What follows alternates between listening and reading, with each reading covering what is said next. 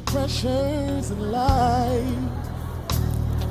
and so many reasons to throw in the towel. But when I feel like I'm losing this fight, how are you? Consolation from heaven comes clear to me to remind me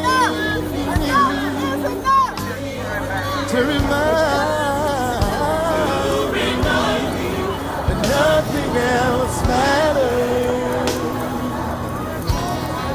than seeing you, Jesus, seeking the Master, the one who reigns over my life. Nothing else matters than seeing you, Jesus. Just to sit at your feet, hear your voice clearly speak, lifts me out of fear. For in you I believe. It reminds me that nothing else matters. Oh, nothing.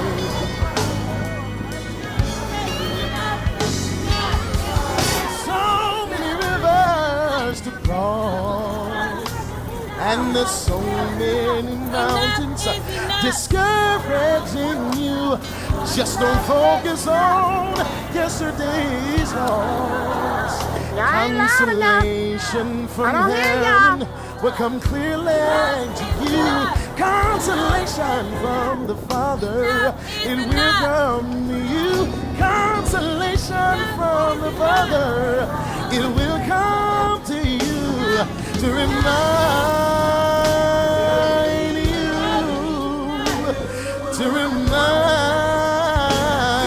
you, that nothing else matters than seeing you, Jesus, oh Lord, seeking the Master, the one who reigns over my life. Nothing else matters, oh yes, than seeing Jesus.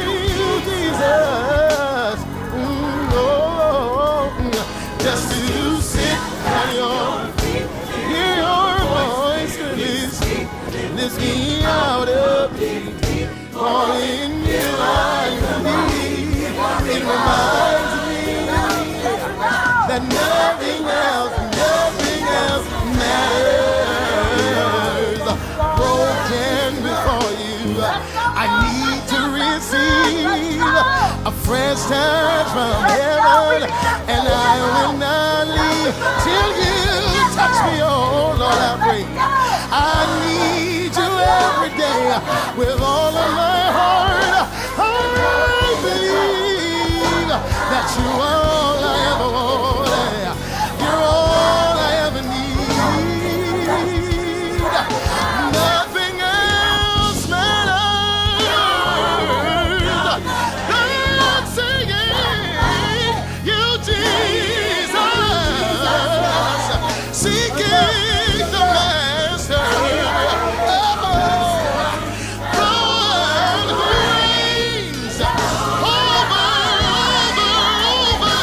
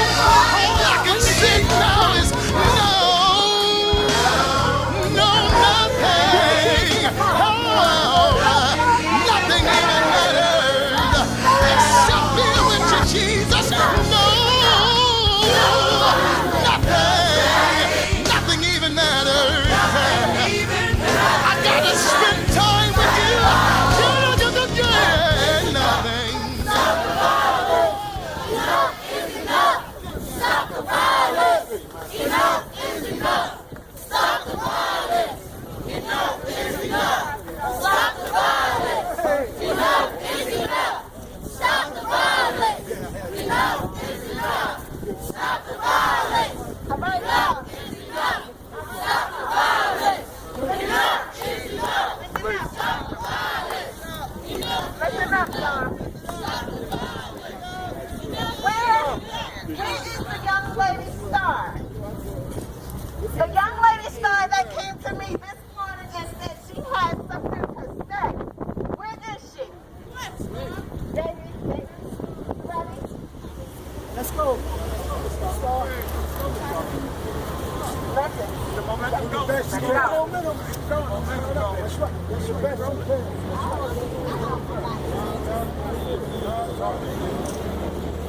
This is a poem called "If My Block Could Talk." I wrote it a while ago, but it seems like it's still relevant today. Still, so. If my block could talk, its tales would make you cry. How people on it live and love and people on it die. The tale of Malik, he lived in 95, but that was about a year ago because now he's not alive. As he lay there bleeding on the ground, he took his final breath. And everyone that stood around saw the ugly face of death. A victim of a drive-by over drugs, I heard them say. And I still can hear his mother cry, please God, don't take my son away. And our witness of this awful sight is the block I often walk. More tales I've told of that horrible night, if only my block could talk. It will tell about the baby that was found 3 years ago, left by his teenage mother in a garbage bin of snow. Or the child abuse that's taken place in more than a house or two, or the bugged out look on the addict's face, an addict that could be you. Boarded up buildings left to rot, these two my block can see. Flowers and candles litter the streets, and you won't find police walking these streets. Like it or not, it's mostly black on black crime. Some lowlifes robbed the Johnsons last week, beat them nearly to death. Oh God, if only my block could speak. It would tell the police cars coming night after night to break up a blood or crip fight, spraying tags, declaring war, not even really sure what they're fighting for. Using guns and sometimes knives simply takes them for granted to taking their lives. What's the result? My block and I see flowers and candles and the words R.I.P. Young names in obituaries, loved ones mourning at cemeteries. Kids born here who this block once walked. Now they're just names scribbled in chalk. The block phone rang for them one last time. Life on my block ain't worth a damn dime. Then there's this story of a bum we call Pete. Once a college professor, now his home is the streets. Pete had a wife and a daughter, but they both died in a fire. Now poor Pete's just a heroin buyer. This sad broken man into darkness he fades, but me and my block know poor Pete's dying from AIDS. Alone he will be at his block, no longer to walk, but at last he'll be free, if my block could talk. Thank you. Very good stuff. Give it up for Star, y'all. I bet you, everything she said is someone that lives in this community. She's speaking for all of us. Right. Help her. Maybe write a book. Help her. Maybe get a store so she can help our community put this stuff out there. Let's go, y'all. The time is now. What are we waiting for? We are here for a reason. Who's next? Rita.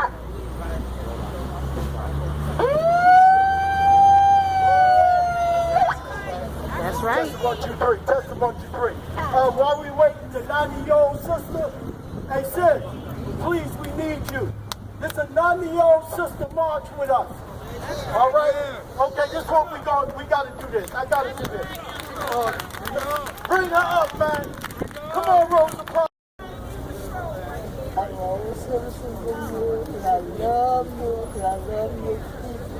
And I'm praying that the violence and the all sections be stopped. We need to live and take care of our young people. Our young people are sad.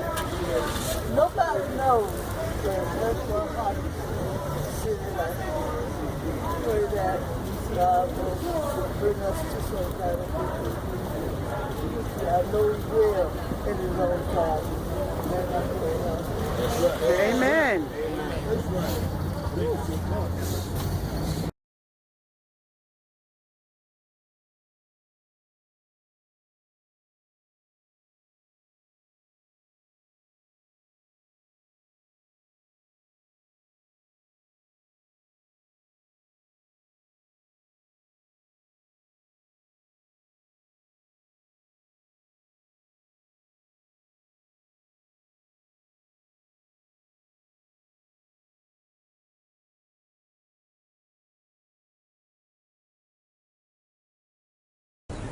Lane.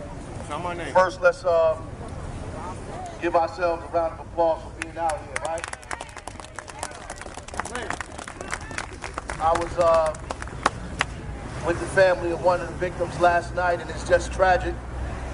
Kason Mormon, him losing his life at 15 years old. And this morning, I left the church on Badger Avenue for Reginald Terry. He was killed downtown Newark after coming home from college.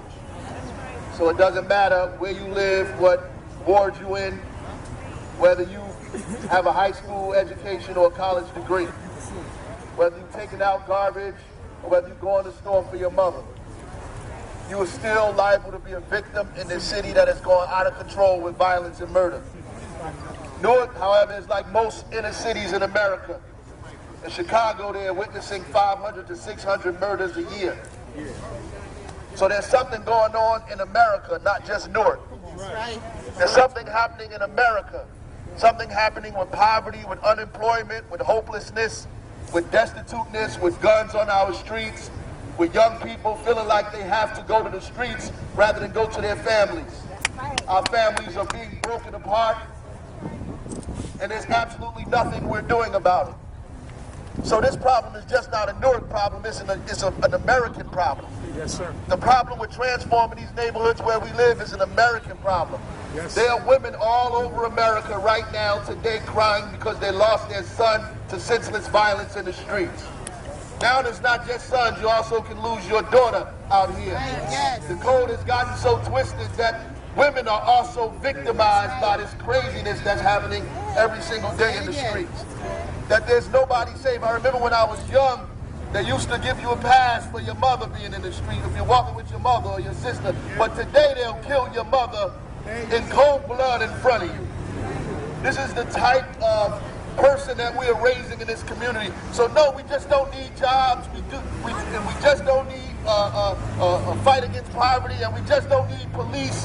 What we actually need is a transformation of the culture in this community. A culture that has embraced violence, that has embraced degradation, that has embraced pain instead of hope. When we had the march against cancer, breast cancer, you couldn't even get on Broad Street. I was down here, and many of you was down here too, and we should have been down here. But we should fill the streets the same way for this disease that's killing us faster than cancer.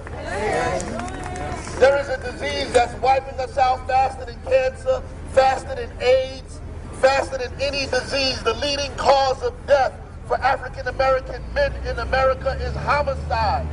Not cancer, not sickle cell, not HIV, not lead poisoning, but murder. Murder is the #1 cause of death for African American boys growing up in America, which means that we have to fill the streets for the same disease. Yes. We have to treat this like a disease.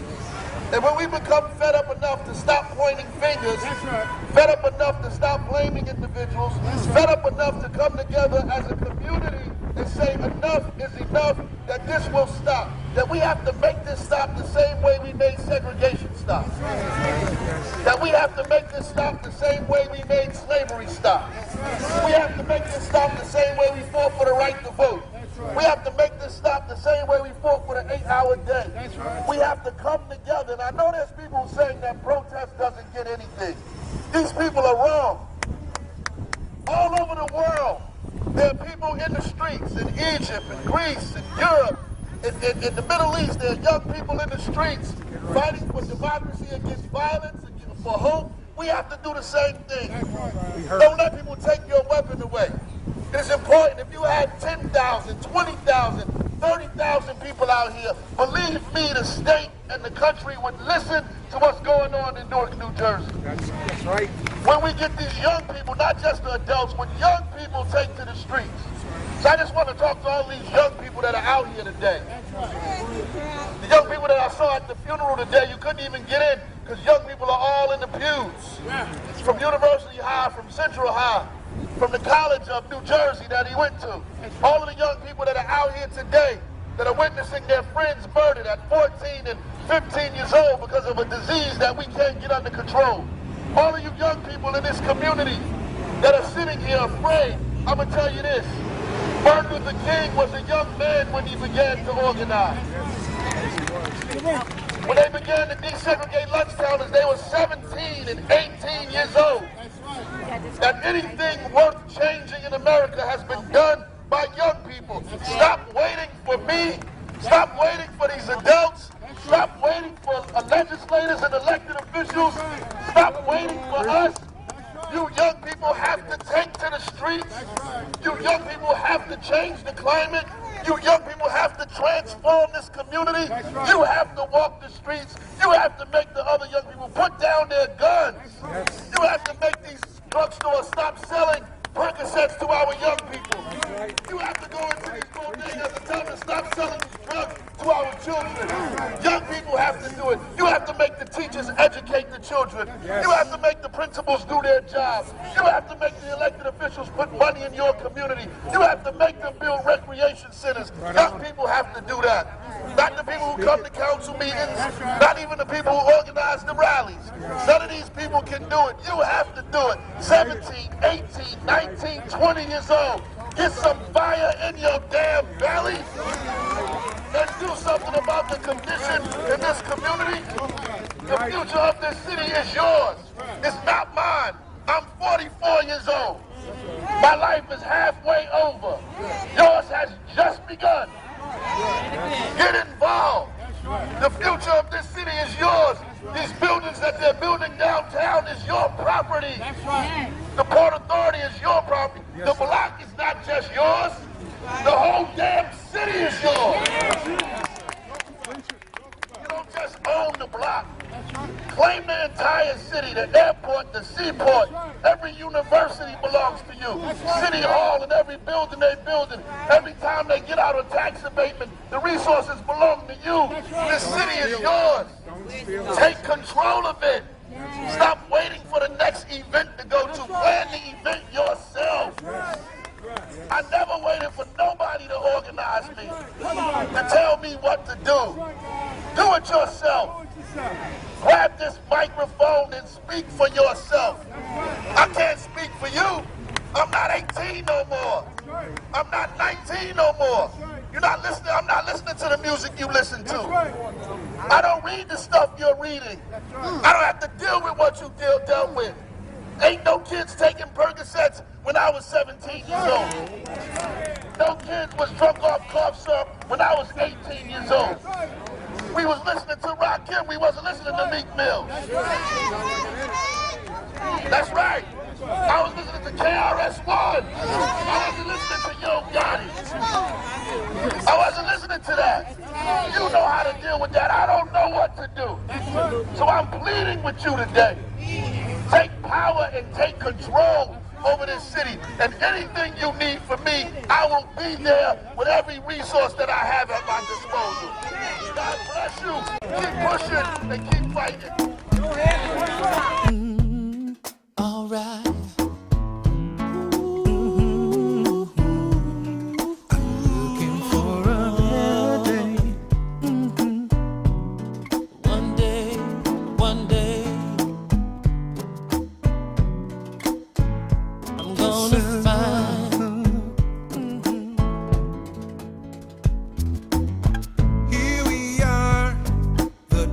We all feel